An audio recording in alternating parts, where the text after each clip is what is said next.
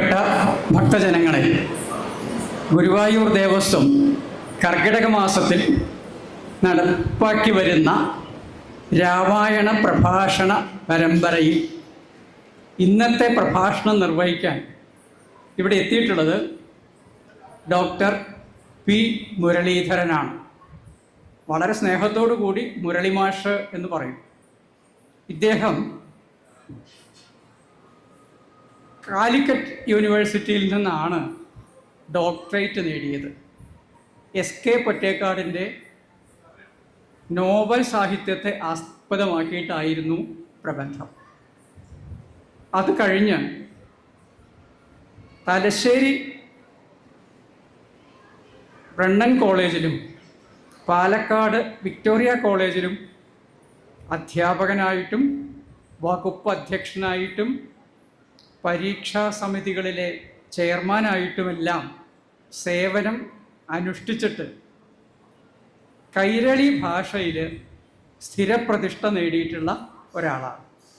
ഇപ്പോഴും വിദ്യാർത്ഥികളെ അഭ്യസിപ്പിച്ചുകൊണ്ടും സാംസ്കാരിക സമ്മേളനങ്ങളിൽ പങ്കെടുത്തുകൊണ്ടും ഗവേഷണ പ്രബന്ധങ്ങൾ രചിച്ചുകൊണ്ടും മലയാളത്തെ അനുഗ്രഹിച്ചുകൊണ്ടിരിക്കുന്ന ഒരു മഹാനുഭാവനാണ്. ഇന്ന് അദ്ദേഹത്തോട് പറയാൻ ആവശ്യപ്പെട്ട വിഷയം സുന്ദരകാന്ഡത്തിൻ്റെ സൗന്ദര്യാംശം എന്നുള്ളതാണ്. രാമായണം എഴുത്തച്ഛൻ്റെ രചന ആവട്ടെ, അത് 3 ശീലുകളിൽ ബന്ധിതാണ്. കേക അതിലുണ്ട്, കാകളിയുണ്ട്, കളകാഞ്ചിയുമുണ്ട്. അതിൽ അദ്ദേഹത്തിന് ഏറ്റവും ഹൃദയംഗമമായി തോന്നിയത് ലഘുവർണ്ണങ്ങൾ ഇങ്ങനെ നിരത്തി നിരത്തി അടുക്കി വയ്ക്കുന്ന കളകാഞ്ചിയോടുള്ള ഒരു പ്രണയമാണ്. ആ ഭാഷയിലാണ് ഈ ഹനുമാനെ ലങ്കയിൽ കൊണ്ടുവരുന്നത്. അതാണല്ലോ ആ കാണ്ഡത്തിലെ മുഖ്യ വിഷയം. അപ്പോൾ വളരെ മനോഹരമായിട്ട് രചന നിർവഹിച്ചിട്ടുള്ള സുന്ദരകാന്ഡത്തിൽ ഒരു സാഹിത്യ വിദ്യാർത്ഥി എന്ത് സൗന്ദര്യമാണ് കണ്ടെത്തുന്നത് എന്നുള്ള ഒരന്വേഷണമാണ് ഇന്നത്തെ ഈ പ്രഭാഷണം. ശ്രീ മുരളി മാഷ് പ്രിയപ്പെട്ട സുഹൃത്തിനെ വളരെ സ്നേഹത്തോടു കൂടി ഈ സദസ്സിലേക്ക് സ്വാഗതം ചെയ്യും. ദേവസ്വം നൽകിയിട്ടുള്ളതായ സമയം 1 മണിക്കൂറാണ് എന്ന് ഓർമ്മപ്പെടുത്തുകയും ചെയ്യും.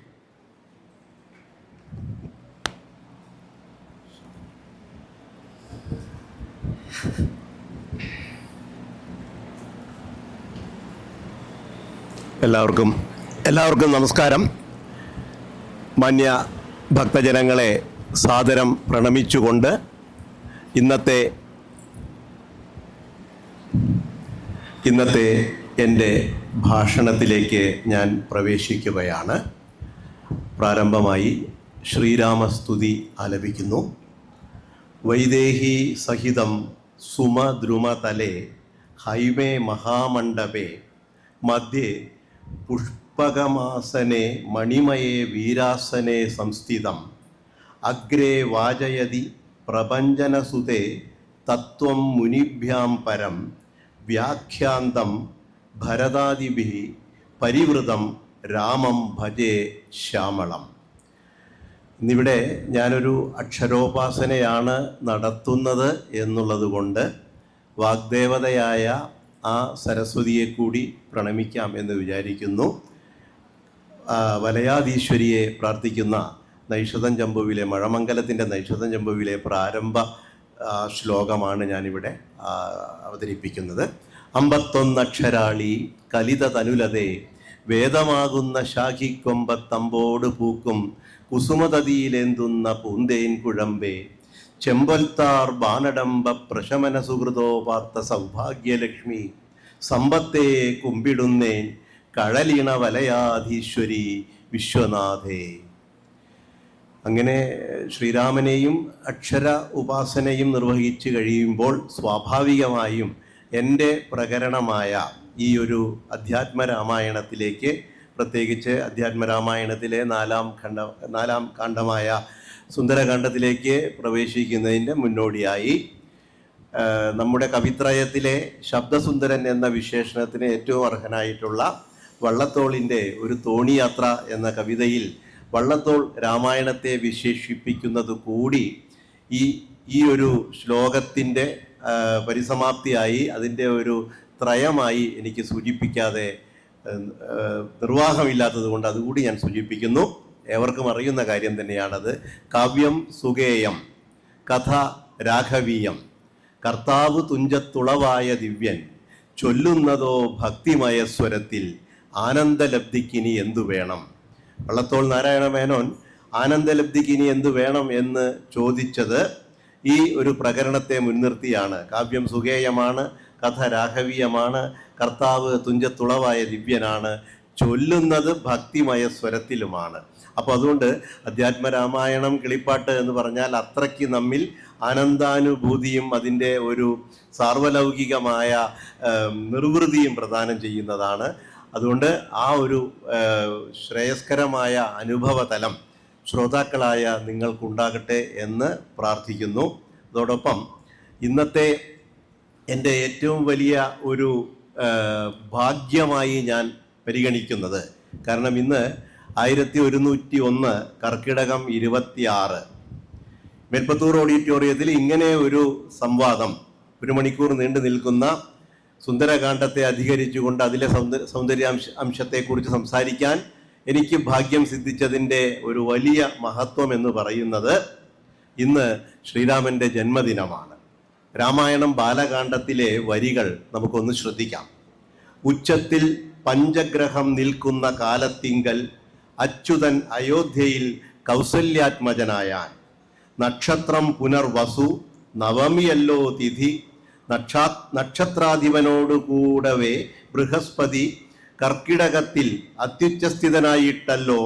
അർക്കനും ഉദയം കർക്കിടകം, അർക്കജൻ തുലാത്തിലും ഭാർഗവൻ മീനത്തിലും, വക്രനും ഉച്ചസ്ഥനായി മകരം രാശി തന്നിൽ നിൽക്കുമ്പോൾ അവതരിച്ചീടിനാൻ ജഗന്നാഥൻ എന്ന് തുഞ്ചത്ത് രാമാനുജൻ എഴുത്തച്ഛൻ ഒരു ജ്യോത്സ്യന് കൃത്യമായി ജാതകം ഗണിക്കാവുന്ന രീതിയിൽ അതിൻ്റെ ഒരു രീതിശാസ്ത്രം അനുസരിച്ചുകൊണ്ട് തന്നെ ശ്രീരാമൻ്റെ ജനനത്തെ അദ്ദേഹം ഭൂമിയിൽ ഒരു മനുഷ്യാത്മാവായി ജനിച്ചതിൻ്റെ ആ ഒരു ജ്യോതിഷപരമായ വിവരണം അതിമനോഹരമായിട്ടാണ് നൽകിയിരിക്കുന്നത്. അതുകൊണ്ട് ശ്രീരാമചന്ദ്രന് പിറന്നാൾ മംഗളങ്ങൾ സമർപ്പിച്ചുകൊണ്ട് അത് ഭക്തജനങ്ങളിലേക്ക് ഒരു ശ്രേയസ്സായിട്ട് പടർന്നേറട്ടെ എന്ന് പ്രാർത്ഥിച്ചുകൊണ്ട് ഞാൻ എൻ്റെ ഭാഷണത്തിലേക്ക് പ്രവേശിക്കുകയാണ്.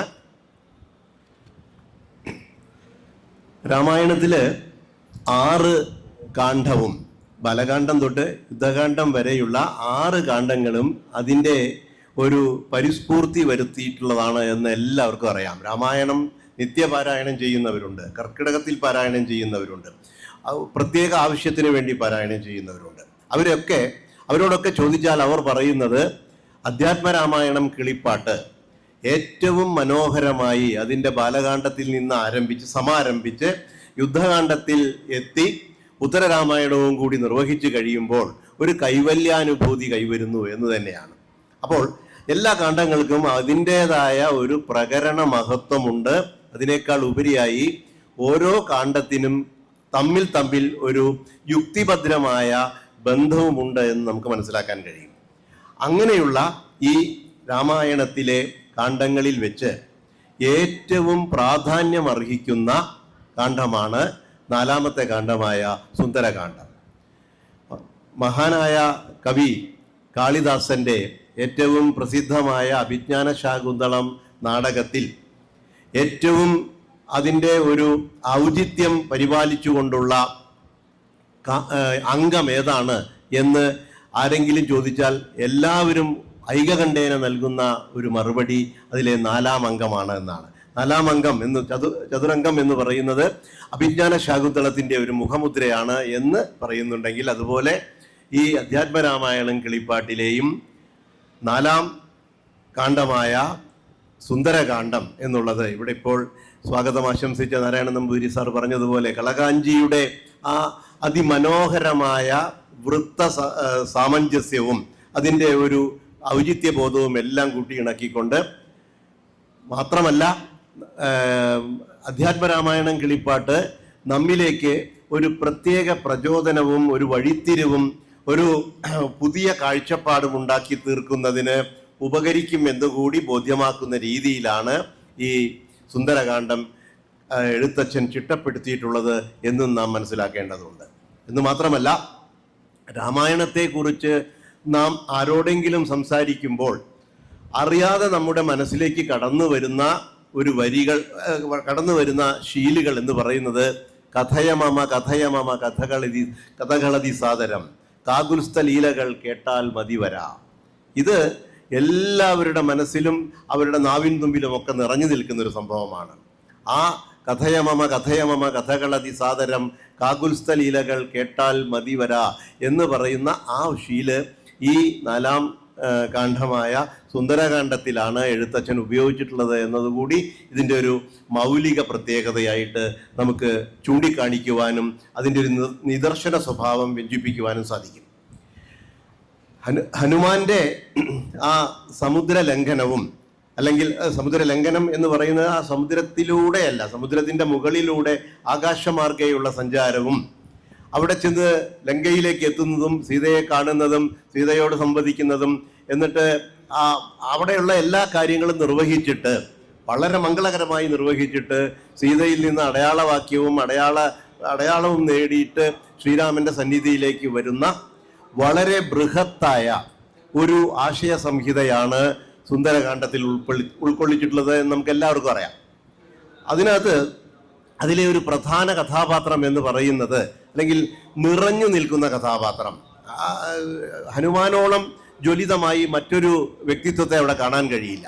ആ ഹനുമാന്റെ ജ്വലിത വ്യക്തിത്വത്തെ അങ്ങേയറ്റം അതിൻ്റെ ഒരു സാകല്യത്തോടുകൂടി, അതിൻ്റെ ഒരു പരിപക്വതയോടുകൂടി എഴുത്തച്ഛൻ കളകാഞ്ചിയിലൂടെ ആവിഷ്കരിക്കുമ്പോൾ നമുക്ക് ലഭ്യമാകുന്ന അതിൻ്റെ ഒരു അനുഭവ സാരം എന്ന് പറയുന്നത് വായിച്ചാൽ മനസ്സിലാവുന്ന ഒന്നാണ്, അല്ലെങ്കിൽ ഇതിൻ്റെ പാരായണത്തിലൂടെ ലഭ്യമാവുന്ന ഒന്നാണ്. അതിലൂടെയുള്ള ഒരു സഞ്ചാരം നടത്തുമ്പോൾ ഉണ്ടാവുന്ന അനുഭവം വേറെ കൂടുതൽ അസാധാരണത്വം ഉണ്ടാക്കുന്നതാണ്. ഇപ്പൊ ഈ ഹനുമാൻ എന്ന് പറയുന്ന ആ ചിരഞ്ജീവിയായ വ്യക്തിത്വത്തിൻ്റെ അമ്മ അഞ്ജന അദ്ദേഹത്തെ വളരെ കൗതുകത്തോടുകൂടി വാത്സല്യത്തോടുകൂടി സുന്ദര എന്ന് വിളിച്ചിരുന്നു എന്നുള്ളത് പുരാണങ്ങളിലൊക്കെ അനുക്തസിദ്ധമായുള്ളതാണ്. അങ്ങനെ സുന്ദര എന്ന് ആ അഞ്ജന വിളിച്ച ഈ ചിരഞ്ജീവിയായ തൻ്റെ കഴിവുകൾ തനിക്ക് തന്നെ അറിയില്ല എങ്കിലും മറ്റുള്ളവർ പറഞ്ഞ് ബോധ്യമാക്കി തന്നാൽ അത് ഉൾക്കൊള്ളാൻ പ്രാപ്തി നേടിയ വിശാല ഹൃദയനായ ഹനുമാന്റെ സുന്ദര എന്ന അമ്മയുടെ വിളിയെ മുൻനിർത്തിക്കൊണ്ട് ഇതിന് സുന്ദരകാന്ഡം എന്ന ഒരു പേര് നൽകിയതിലെ ഔചിത്യം നമുക്ക് അംഗീകരിക്കാവുന്നതാണ്.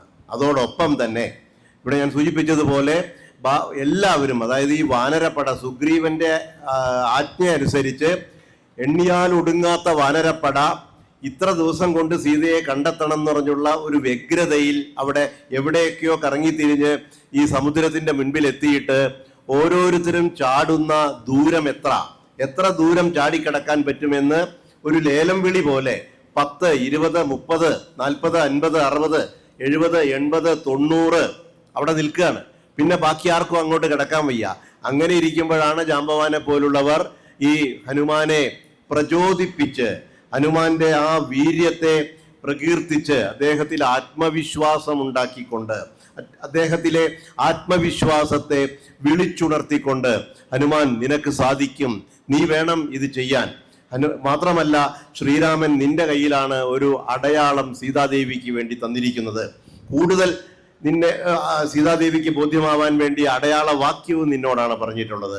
ഞങ്ങൾ ഇത്രയും വാനരന്മാരുണ്ടായിട്ട് ശ്രീരാമൻ നിന്നോട് തന്നെ അത് പറഞ്ഞത് നിന്നിലെ ആ ഒരു അർപ്പണ മനോഭാവത്തെ മുന്നിൽ കണ്ടുകൊണ്ടാണ്, അഥവാ നിന്നിൽ വിശ്വാസം അർപ്പിച്ചുകൊണ്ടാണ് എന്നൊക്കെ പറഞ്ഞപ്പോഴാണ് ഇദ്ദേഹം ചാടാൻ ഒരുങ്ങുന്നത്. അദ്ദേഹത്തിൻ്റെ ആ യാത്ര എന്ന് പറയുന്നത്, സുന്ദരകാന്ഡത്തിൽ സംഭവിക്കുന്ന ഈ ഹനുമാന്റെ യാത്ര ഏറ്റവും സൗന്ദര്യാത്മകമായിട്ടാണ് എഴുത്തച്ഛൻ അധ്യാത്മരാമായണം കിളിപ്പാട്ടിൽ ഉൾക്കൊള്ളിച്ചിട്ടുള്ളത് എന്നതിനാലും നമുക്ക് ഈ കാണ്ഡത്തിന് സുന്ദരകാന്ഡം എന്ന പേർ നൽകിയത് അങ്ങേയറ്റം ഔചിത്യപൂർവകം തന്നെയാണ് എന്ന് സമർത്ഥിക്കുവാൻ മറ്റൊരിടത്തും പോകേണ്ട കാര്യമില്ല എന്നെനിക്ക് തോന്നുന്നു. അതോടൊപ്പം സൂചിപ്പിക്കേണ്ട മറ്റൊരു കാര്യം, ഇന്നത്തെ കാലഘട്ടത്തിൽ നമുക്ക് വർത്തമാന കാലത്തിൻ്റെ ദുരിതപൂർണമായ ഒരുതരം കറുത്ത കാലഘട്ടത്തിലൂടെ നാം നടന്നു മുന്നേറിക്കൊണ്ടിരിക്കുമ്പോൾ, മുന്നേറ്റമുണ്ടോ എന്നുള്ളത് സംശയമാണ്, നമ്മൾ നടന്നു പോയിക്കൊണ്ടിരിക്കുമ്പോൾ നമുക്ക് നമ്മെ തന്നെ തിരിച്ചറിയാൻ, നമ്മൾ അറിവുകൾ ധാരാളമായി ഉൽപ്പാദിപ്പിക്കുന്നുണ്ട്, അല്ലെങ്കിൽ അറിവുകൾ ഉൾക്കൊള്ളുന്നുണ്ട്. പക്ഷേ അങ്ങനെ ഉൾക്കാഴ്ചയിലേക്ക് എത്തിക്കുന്ന അറിവുകൾ തിരിച്ചറിവുകളാക്കി മാറ്റേണ്ടതില്ലേ? അതല്ലേ ഒരു ആത്യന്തികമായ സാംസ്കാരികമായ ഒരു ദൗത്യം എന്നുകൂടി എഴുത്തച്ഛൻ ഈ ഹനുമാൻ എന്ന കഥാപാത്രത്തിലൂടെ അദ്ദേഹത്തിന്റെ കർമ്മവീര്യ പദ്ധതികളിലൂടെ നമുക്ക് ബോധ്യമാക്കി തരിക കൂടി ചെയ്യുന്നുണ്ട്. അപ്പൊ എല്ലാ തരത്തിലും സർവതല സ്പർശിയായി എന്ന് തന്നെ പറയട്ടെ, സർവതല സ്പർശിയായിട്ട് ഈ അധ്യാത്മരാമായണം കിളിപ്പാട്ടിലെ 4ാം കാണ്ഡമായ സുന്ദരകാന്ഡം അതിൻ്റെ അതിശയം വർദ്ധിപ്പിച്ചുകൊണ്ട് തന്നെ നിൽക്കുന്നു. അധ്യാത്മരാമായണം കിളിപ്പാട്ടിനെ കുറിച്ച് നാം വളരെ സ്വാഭാവികതയോടെ കൂടി പറയുന്നത് അത് കാലാതിവർത്തിയായ കാവ്യം എന്നാണ്. സംശയമില്ല, കാലാതിവർത്തിയായ കാവ്യമാണ്. രാമായണവും മഹാഭാരതവും ഒക്കെ ഇതിഹാസങ്ങളാവുന്നത് അതുകൊണ്ട് തന്നെയാണല്ലോ. അപ്പോൾ അങ്ങനെ കാലാതിവർത്തിയായ ഈ അധ്യാത്മരാമായണം കിളിപ്പാട്ടിലെ ഈ സുന്ദരകാന്ഡം ഞാൻ ഈ പറഞ്ഞതുപോലെ വർത്തമാനകാല യാഥാർത്ഥ്യങ്ങളിലേക്ക് വിരൽ ചൂണ്ടുന്നതും നമ്മെ അതിലേക്കൊരു പ്രേരണാത്മകമായ രീതിയിൽ കൊണ്ടുചെന്നെത്തിക്കുകയും ചെയ്യുന്നുണ്ട് എന്നുകൂടി മനസ്സിലാക്കേണ്ടതുണ്ട്. ആർണോൾഡ് ടോയൻബി എന്ന് പറയുന്ന ഒരു ചിന്തകൻ, അദ്ദേഹം വൈദേശികനാണ്. അദ്ദേഹം എത്രയോ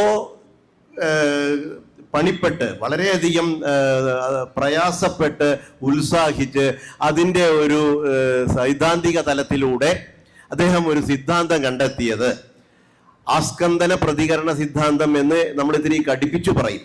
ഞങ്ങൾ കുട്ടികളോടൊക്കെ പറയുമ്പോൾ അങ്ങനെ പറയും, ആസ്കന്ദന പ്രതികരണ സിദ്ധാന്തം. എൻ്റെ ഇംഗ്ലീഷ് പറഞ്ഞാൽ കുറച്ചുകൂടി എളുപ്പം മനസ്സിലാവും. ചാലഞ്ച് ആൻഡ് റെസ്പോൺസ് എന്ന് പറയുന്ന ഒരു സിദ്ധാന്തത്തെക്കുറിച്ച് ആർണോൾഡ് ടോയൻബി 20ാം നൂറ്റാണ്ടിൽ സൂചിപ്പിക്കുകയുണ്ടായി. 20ാം നൂറ്റാണ്ടിലാണ് സൂചിപ്പിച്ചത് എന്നോർക്കണം. ഈ ചാലഞ്ച് ആൻഡ് റെസ്പോൺസ് എന്ന് പറയുന്നത്, നിങ്ങൾക്ക് നേരെ ഒരു വെല്ലുവിളി ഉണ്ടായാൽ, ഒരു വെല്ലുവിളി വന്നാൽ നിങ്ങൾ അതിന് അനുസരിച്ച് അല്ലെങ്കിൽ അതിനെ ഉപരോധിച്ചുകൊണ്ട് അതിനെ മറികടന്നുകൊണ്ട് ഒരു അനുകൂലമായ പ്രതികരണം സാധിച്ചെടുക്കേണ്ടതുണ്ട്, എങ്കിലേ ഇവിടെ ജീവിക്കാൻ പറ്റൂ എന്ന് ആർണോൾഡ് ടോയൻബി സൂചിപ്പിച്ചിട്ട് അതിൻ്റെ ഒരു സാരാംശമായിട്ടാണ് അദ്ദേഹം പറഞ്ഞത്, എവിടെയൊക്കെ വെല്ലുവിളികൾ ഉണ്ടോ അവിടെയൊക്കെ നിങ്ങൾ പ്രതികരിച്ചേ മതിയാവൂ. സത്യത്തിൽ ഞാൻ ഇപ്പോൾ ഒരു വെല്ലുവിളിയാണ് ഏറ്റെടുത്തിരിക്കുന്നത്. നിങ്ങൾ എൻ്റെ മുൻപിൽ ഒരു വെല്ലുവിളി ഉയർത്തിയിരിക്കുകയാണ്. അല്ലെങ്കിൽ ഇവിടെ ഗുരുവായൂർ ദേവസ്വം ഭരണസമിതി സുന്ദരകാന്ഡത്തെക്കുറിച്ച് സംസാരിക്കൂ എന്ന് എന്നോട് പറഞ്ഞത് ഒരു ചാലഞ്ചാണ്.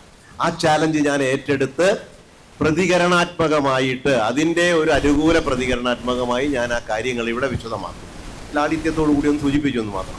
അങ്ങനെ ആർണോൾഡ് ടോയൻബി 20ാം നൂറ്റാണ്ടിൽ പറഞ്ഞു വെച്ച അല്ലെങ്കിൽ അദ്ദേഹം ഉപദർശിച്ച ഒരു സിദ്ധാന്തം ഇതിഹാസ കാലത്ത് ഈ ചിരഞ്ജീവിയായ ഹനുമാൻ തൻ്റെ ഒരു കർത്തവ്യത്തിലൂടെ, തൻ്റെ ഒരു കർമ്മ പദ്ധതിയിലൂടെ ആവിഷ്കരിച്ച് സമാഹരിച്ചു എന്നുള്ളത് പ്രത്യേകം അഭിനന്ദിക്കേണ്ട ഒരു കാര്യമാണ്. അഥവാ ആർണോൾഡ് ടോയൻബിക്ക് നാം കൊടുക്കുന്ന ഒരു ശ്രേഷ്ഠത എന്താണോ അതിനൊക്കെ അപ്പുറത്താണ് ഹനുമാനെ കൊണ്ട് എഴുത്തച്ഛൻ ഈ ഒരു ചാലഞ്ച് ആൻഡ് റെസ്പോൺസ് എന്ന് പറയുന്ന ഒരു സിദ്ധാന്തം വളരെ പ്രായോഗികമായി ആവിഷ്കരിച്ച് ഫലിപ്പിച്ചത് എന്നുകൂടി നാം മനസ്സിലാക്കേണ്ടതുണ്ട്. ഹനുമാന്റെ ഒരു സ്ഥിതപ്രജ്ഞത്വം എന്ന് പറയുന്നത്, ഹനുമാൻ ഒരിക്കലും വികാരം കൊള്ളുന്നില്ല. നമ്മൾ 2 ഉപാധികളെ കുറിച്ച് എപ്പോഴും ബോധവാന്മാരാകേണ്ടതുണ്ട്. നമുക്ക് വികാരം കൊള്ളാൻ പറ്റും, വൈചാരികമായ ഉൾക്കൊള്ളലും സാധിക്കുന്നുണ്ട്. വൈചാരികമായ ഇന്റലക്ച്വൽ എന്ന് പറയുന്ന വൈചാരികമായ ചിന്താ പദ്ധതിയും വൈകാരികമായ ഒരു എടുത്തുചാട്ടവും വളരെ വ്യത്യാസമുണ്ട്. ഇവിടെ ഹനുമാനെ സംബന്ധിച്ചിടത്തോളം അദ്ദേഹത്തെ എല്ലാവരും മനസ്സറിഞ്ഞ് അംഗീകരിച്ച് പറയുന്നത് ഹനുമാൻ സ്ഥിതപ്രജ്ഞത്വമുള്ള ആളാണ് എന്നാണ്. എന്ന് വെച്ചാൽ അദ്ദേഹത്തിന്റെ പ്രജ്ഞ, അദ്ദേഹത്തിന്റെ ബുദ്ധി സ്ഥിരമായി, ഇടയ്ക്കൊന്ന് കയറി ഇടയ്ക്കൊന്ന് ഇറങ്ങി, ഇടയ്ക്ക് ഒന്നുമല്ലാത്തൊരു അബോധാവസ്ഥയിൽ അങ്ങനെയൊന്നുമല്ല. ഹനുമാൻ എപ്പോഴും സ്ഥിതപ്രജ്ഞനായിട്ട് നിൽക്കുന്നു എന്നുള്ളതാണ്. പിന്നെ മൗലികമായ ഒരു കാഴ്ചപ്പാടോടുകൂടി, എന്ന് വെച്ചാൽ എന്താണോ ഞാൻ നിർവഹിക്കേണ്ടത് അത് സതുദ്ദേശപരമായി നിർവഹിക്കുക എന്നുള്ള ഒരു ദൗത്യം വളരെ കൃത്യമായി ഉൾക്കൊള്ളുന്നയാളാണ് ഈ ഹനുമാൻ എന്ന് എഴുത്തച്ഛൻ തിരിച്ചറിഞ്ഞത് കൊണ്ടാണ് അദ്ദേഹത്തെ ഈ ഒരു ദൗത്യത്തിന് വേണ്ടിയിട്ട് ശ്രീരാമൻ നിർദ്ദേശിക്കുന്നത് എന്ന് നാം മനസ്സിലാക്കേണ്ടതുണ്ട്.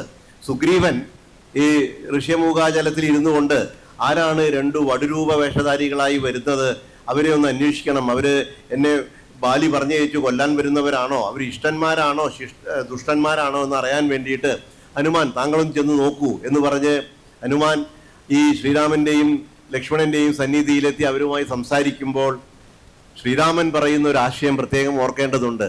ഇയാൾ ആളൊരു വ്യാകരണ പടുവാണല്ലോ, വ്യാകരണം പഠിച്ചിട്ടുള്ള ആളാണല്ലോ, നല്ല എന്താ പറയുക, നല്ല കുളിർമയോടുകൂടി പ്രസാദാത്മകതയോടുകൂടി സംസാരിക്കുന്നുണ്ടല്ലോ, ഒരു വ്യാകരണം ഉപയോഗിച്ച് സംസാരിക്കുന്നുണ്ടല്ലോ, പ്രായോഗികമായി സംസാരിക്കുന്നുണ്ടല്ലോ എന്ന് അന്ന് തന്നെ ഹനുമാന് ശ്രീരാമൻ ഒരു പ്രശംസ നൽകുന്നുണ്ട്, അല്ലെങ്കിൽ ഒരു ബഹുമതി നൽകുന്നുണ്ട്. ആ ഹനുമാൻ അദ്ദേഹത്തിന്റെ മൗലികമായ ഒരു കാഴ്ചപ്പാട് വെച്ചുകൊണ്ടാണ് ഇവിടെ തൻ്റെ ഈ ഒരു ദൗത്യത്തിന്, അതും പ്രത്യേകം ശ്രദ്ധിക്കേണ്ടതുണ്ട്, ശ്രീരാമൻ വളരെ വിഷമിച്ചിരിക്കുന്ന ഒരാളാണ്. കാരണം അച്ഛൻ്റെ ആ സത്യം പരിപാലിക്കാൻ വേണ്ടി 14 വർഷം വനവാസത്തിന് ഇറങ്ങി അനുജനോടുകൂടി പത്നി സമേതനായിട്ട്. ആ പത്നിയെയാണ് രാവണൻ മോഷ്ടിച്ചു കൊണ്ടുപോയിരിക്കുന്നത്. എവിടേക്ക് എന്തെന്നറിയാത്ത അവസ്ഥ. എല്ലാം അറിയുന്ന ആളാണെങ്കിലും അവിടെ ലൗകികമായിട്ട് ശ്രീരാമൻ ഒന്നും അറിയാതെ ആ ലൗകിക ദുഃഖം അനുഭവിച്ചു കൊണ്ടിരിക്കുമ്പോഴാണ് സുഗ്രീവനുമായി സഖ്യം ചെയ്യുന്നത്. സുഗ്രീവന്റെ നിർദ്ദേശപ്രകാരമാണ് ഹനുമാൻ ഈ രാമന്റെ അപേക്ഷ എന്നല്ല പറയേണ്ടത്, രാമന്റെ ആഗ്രഹം സാധിച്ചെടുക്കാൻ വേണ്ടി ഈ സമുദ്രത്തിന്റെ മുൻപിൽ വന്ന് നിൽക്കുന്നത്. അപ്പോൾ അവിടെ അദ്ദേഹത്തിന്റെ മുൻപിൽ 2 പ്രധാന കാര്യങ്ങളാണുള്ളത്. ഒന്ന്, താൻ അങ്ങേയറ്റം വിശ്വാസം അർപ്പിക്കുന്ന തൻ്റെ യജമാന സ്ഥാനത്ത് നിൽക്കുന്ന ശ്രീരാമൻ നിർദ്ദേശിച്ച അദ്ദേഹത്തിൻ്റെ ഒരു ആഗ്രഹം സാധിച്ചെടുക്കുക എന്നുള്ളത്. മറ്റൊന്ന്, ആ ആഗ്രഹം സാധ്യതമാക്കി അതിനെ ഏറ്റവും മനോഹരമായ അതിൻ്റെ ഒരു പരിസമാപ്തിയിലേക്ക്, അതിൻ്റെ ഒരു എന്താ പറയുക, അതിൻ്റെ ഒരു സതുദ്ദേശപരമായ കൈവല്യത്തിലേക്ക് എത്തിക്കുക എന്നുള്ളത്. ഇത് രണ്ടും ഹനുമാൻ വളരെ ഭംഗിയായിട്ട് നിർവഹിക്കുന്നുണ്ട്. ഈ തോരണ യുദ്ധത്തിൽ അത് വളരെ ഭംഗിയായിട്ട് തോരണയുദ്ധം നടത്തുന്ന ചാക്യാന്മാർ പറയാറുണ്ട്, ഒരു കാര്യത്തിന് പോയി 2 കാര്യവും സാധിച്ച് വെള്ളം തൊടാതെ തിരിച്ചു വന്ന മഹാൻ എന്ന് ഹനുമാനെ വിശേഷിപ്പിക്കാറുണ്ട്. വളരെ ശരിയാണെന്ന് തോന്നാറുണ്ട്. കാരണം ഒരു കാര്യത്തിനാണ് ശ്രീരാമൻ പറഞ്ഞു വിട്ടത്, സീതയെ അന്വേഷിക്കൂ, സീത എവിടെ ഉണ്ടോ എന്ന് ഉറപ്പുവരുത്തൂ, എന്നിട്ട് ഞാൻ വന്ന് സീതയെ മോചിപ്പിക്കും എന്ന് പറയൂ, അതിനുള്ള വകുപ്പുകൾ ഉണ്ടാക്കാം എന്ന് പറഞ്ഞാൽ പറഞ്ഞു വിടുന്നത്. പക്ഷേ ഹനുമാൻ അവിടെ ചെന്നിട്ട് സീതയെ കാണുക എന്ന ദൗത്യം നിർവഹിക്കുന്നതോടൊപ്പം ഏകകാര്യം അഥവാ ബഹുതമാം എന്ന് കുമാരനാശാൻ അദ്ദേഹത്തിന്റെ നളിനിയിൽ പറഞ്ഞതുപോലെ, ഒരു കാര്യത്തിന് വേണ്ടി, അതിൻ്റെ ഒരു ഏക ലക്ഷ്യത്തിന് വേണ്ടി, അതിൻ്റെ ഒരു കാഴ്ചപ്പാടിലൂടെ പോയിട്ട് മറ്റു പല കാര്യങ്ങളും, കാരണം അവിടെ സീതയെ കണ്ടതിന് ശേഷം ഹനുമാൻ നടത്തുന്ന വിക്രിയകൾ എന്ന് തന്നെ പറയട്ടെ, അവിടെ ആ ലങ്കയെ മുഴുവൻ ലങ്കാമർദ്ദനം നടത്തുന്നുണ്ട്, പിന്നെ ലങ്കാ ദഹനം നടത്തുന്നുണ്ട്, രാവണനുമായിട്ട് അഭിമുഖം നടത്തുന്നുണ്ട്, രാവണനെ ഉപദേശിക്കാൻ പരിശ്രമിക്കുന്നുണ്ട്. എന്നിട്ട് അദ്ദേഹം രാവണനോട് വളരെ ഭംഗിയായിട്ട് ഒരു മുന്നറിയിപ്പ് കൂടി കൊടുത്തുകൊണ്ട്, ശ്രീരാമൻ വരും, എനിക്ക് വേണമെങ്കിൽ താങ്കളെ ഇവിടുന്ന് തോൽപ്പിച്ചിട്ട് സീതയെ എൻ്റെ തോളത്ത് വെച്ച് കൊണ്ടുപോകാൻ അറിയാഞ്ഞിട്ടല്ല, പക്ഷേ അത് ഞാൻ ചെയ്യുന്നില്ല എന്നൊക്കെ പറഞ്ഞ് തൻ്റെ ആ ഒരു ആർജവ ശക്തി പ്രകടമാക്കിക്കൊണ്ട് തന്നെയാണ് ശ്രീരാമന്റെ അടുത്തേക്ക് ഹനുമാൻ തിരിച്ചു വരുന്നത് എന്നുകൂടി നമുക്ക് ഓർമ്മിക്കുവാൻ സാധിക്കുന്ന ഒരു അവസരമാണ്. അപ്പൊ ഇവിടെ സമുദ്ര ലംഘനത്തിന് ഒരുങ്ങുന്ന ഹനുമാന്റെ മുൻപിൽ തടസ്സങ്ങളാണുള്ളത്. അപ്പൊ നമ്മളെ സംബന്ധിച്ചിടത്തോളം ഒരു കാര്യത്തിന് ഇറങ്ങുമ്പോൾ നമുക്കൊരു തടസ്സം സംഭവിക്കുക എന്ന് പറഞ്ഞാൽ നമ്മൾ ആകെ പരവശരാകും. ഇപ്പൊ ഞാനൊരു യാത്രയ്ക്ക് ഇറങ്ങുന്നു, പണ്ട് ഒരു വ്യക്തി അദ്ദേഹത്തിന്റെ യാത്രയ്ക്ക് വേണ്ടി ഇറങ്ങിയ സമയത്ത് പെട്ടെന്ന് ഒരു ഒറ്റ ബ്രാഹ്മണനെ കണ്ടു. അപ്പോൾ അദ്ദേഹം കുടുംബക്കാരോട് പറഞ്ഞു, ഇന്നത്തെ കാര്യം നടക്കും തോന്നില്ല, ഞാൻ ഒറ്റ ബ്രാഹ്മണനെ കണ്ടത് എന്ന് അദ്ദേഹം തൻ്റെ ഒരു എന്താ പറയുക കർമ്മ ഗതി അല്ലെങ്കിൽ ഗതികേട് എന്നുള്ള രീതിയിൽ പറഞ്ഞിട്ട് അദ്ദേഹം പോയി. തിരിച്ച് അദ്ദേഹം വീട്ടിലേക്ക് എത്തിയപ്പോൾ ഈ രാവിലെ കണ്ട വ്യക്തി വീണ്ടും വന്നിട്ട് ഇദ്ദേഹത്തിനോട് ചോദിച്ചു, ഇന്ന് പോയ കാര്യം വല്ലതും നടന്നോ എന്ന് ചോദിച്ചു. അപ്പോൾ ഉടനെ ഈ ഗൃഹനാഥൻ പറഞ്ഞു, എങ്ങനെ നടക്കാനാ, ഞാൻ ഒരു ഒറ്റ ബ്രാഹ്മണനെയാണ് കണ്ടത്, എന്നിട്ട് അവിടുന്ന് ഇറങ്ങിയത്, അതുകൊണ്ട് ഒരു കാര്യവും നടന്നില്ല എന്നാണ്. അപ്പോൾ ഇദ്ദേഹം പറഞ്ഞു, ഒരു കാര്യത്തിൽ എനിക്ക് താങ്കളോട് കടപ്പാടുണ്ട്, ഞാൻ ബ്രാഹ്മണനാണെന്ന് ബോധ്യമാക്കി തന്നല്ലോ, കാരണം ഞാൻ എന്നെ കണ്ടിട്ട് പോയിട്ട് ഒരു കാര്യവും നടന്നില്ലല്ലോ എന്ന് പറഞ്ഞ് അതിന്റെ ബ്രാഹ്മണ്യത്തെ അദ്ദേഹം ഒന്ന് ന്യായീകരിച്ച് സംസാരിച്ചതായിട്ട് ഒരു ഫലിതാത്മകമായി നമ്മൾ സൂചിപ്പിക്കാറുണ്ട്. ഞാനിത് ഇവിടെ പറഞ്ഞത്, ഈ ഹനുമാനോട് എല്ലാവരും താങ്കൾക്കിത് നിഷ്പ്രയാസം സാധിക്കും, ഒരു പ്രശ്നവുമില്ല, പൊയ്ക്കോളൂ, എല്ലാം നടക്കും എന്ന് പറഞ്ഞിട്ടും ആ ഹനുമാന്റെ മനസ്സിൽ ഒരു ചാഞ്ചാട്ടം ഉണ്ടായിരുന്നത്, ഇത് ഞാൻ ആകാശമാർഗത്തിലൂടെ പോകണം, എന്നിട്ട് അവിടെ എത്തണം എന്നൊക്കെയുള്ള ആലോചന വരുമ്പോൾ അതിനെ എഴുത്തച്ഛൻ മറികടക്കുന്നത്, ആര് പറഞ്ഞിട്ടാണ് ഞാൻ ഈ ഉദ്യമത്തിന്, വെറും ഉദ്യമമല്ല സതുദ്യമത്തിന് ഇറങ്ങിത്തിരിക്കുന്നത് എന്ന് ഹനുമാൻ ഒരു ആത്മപരിശോധന നടത്തുകയാണ്. വേറെ ആരുമല്ല, അത് ശ്രീരാമചന്ദ്രനാണ്. ഞാൻ എൻ്റെ മനസ്സിൽ ധ്യാനിക്കുന്ന ഒരു എന്താ പറയുക, വിഗ്രഹം പോലെ, ഞാൻ ശോഭയുള്ള വിഗ്രഹം പോലെ കൊണ്ടു നടത്തുന്ന ആ ശ്രീരാമചന്ദ്രനാണ് എന്നോട് ആവശ്യപ്പെട്ടിരിക്കുന്നത്. അപ്പോൾ ആവശ്യപ്പെട്ടയാൾ ചില്ലറക്കാരനല്ല. ഇനി ആവശ്യം എന്താണ്? അദ്ദേഹത്തിന്റെ ഏറ്റവും പ്രിയപ്പെട്ട പത്നിയെ നഷ്ടപ്പെട്ട് അതിന്റെ വിരഹത്തിലിരിക്കുന്നയാളാണ്, തിരിച്ചു കിട്ടേണ്ടതുണ്ട്. ആ അന്വേഷണമാണ്, സീതാന്വേഷണമാണ്. ഈ രണ്ട് കാര്യങ്ങൾ വെച്ചുകൊണ്ട് ഹനുമാൻ തൻ്റെ ദൗത്യം പൂർണ്ണമായും തനിക്ക് സഫലമാക്കാൻ സാധിക്കും. എന്ത് പ്രതിബന്ധങ്ങൾ ഉണ്ടായാലും അതിനെയൊക്കെ മറികടന്ന് അതിൻ്റെ ഉദ്ദേശശുദ്ധിയോടുകൂടി അതിൻ്റെ പരിസമാപ്തിയിലേക്ക്, ഏറ്റവും സാഫല്യാത്മകമായ പരിസമാപ്തിയിലേക്ക് എത്താൻ സാധിക്കും എന്ന് ഉറപ്പുവരുത്തിയിട്ടാണ് മുന്നേറുന്നത് എന്നുകൂടി ഓർമ്മിക്കേണ്ടതുണ്ട്.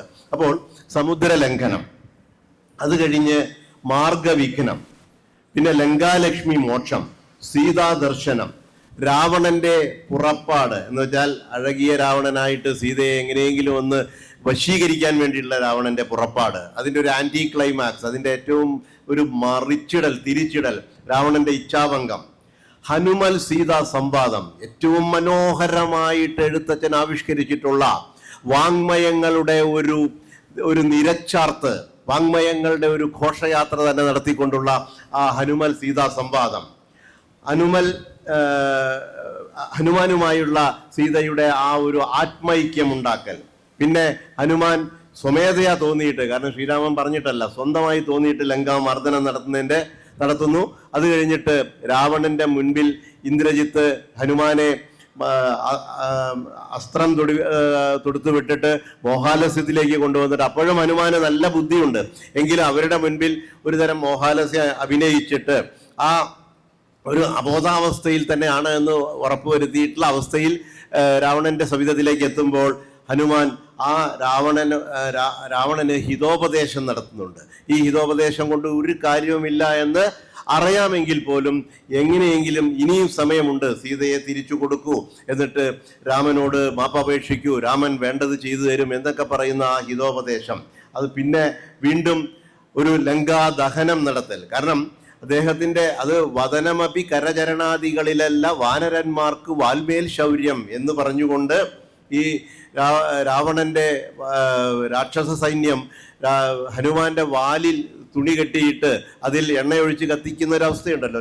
അപ്പൊ അതിലും ഹനുമാൻ വളരെ യുക്തിപൂർവം ആ ഒരു അവസ്ഥയെ മറികടക്കുന്നത്, തൻ്റെ വാലിന് ഒട്ടും ഒരു പൊള്ളൽ പോലും ഏൽപ്പിക്കാതെ, ഒരു പൊറല് പോലും ഏൽപ്പിക്കാതെ ആ ലങ്കാദഹനം നടത്തുന്നു. അവിടെയും ശ്രദ്ധിക്കേണ്ട മറ്റൊരു കാര്യം, ഞാൻ ഇതൊക്കെ ആനുഷംഗികമായി സൂചിപ്പിക്കുകയാണ്. അവിടെ സീത ഇരിക്കുന്ന അശോകവനിക പ്രദേശം, വിഭീഷണന്റെ സ്ഥലം, അങ്ങനെ തനിക്ക് ഹിതകരമായി പ്രവർത്തിക്കുന്നത് ആരൊക്കെ, ഏതൊക്കെ വ്യക്തിത്വങ്ങൾ എന്ന് തിരിച്ചറിഞ്ഞ് അവരെ ഒരു സുരക്ഷിതമായ അവസ്ഥയിൽ നിർത്തിക്കൊണ്ടാണ് ഹനുമാൻ തൻ്റെ ലങ്കാ ദഹനം എന്ന് പറയുന്ന ഒരു പ്രക്രിയ നടത്തുന്നത്. മാത്രമല്ല വരാനിരിക്കുന്ന ഈ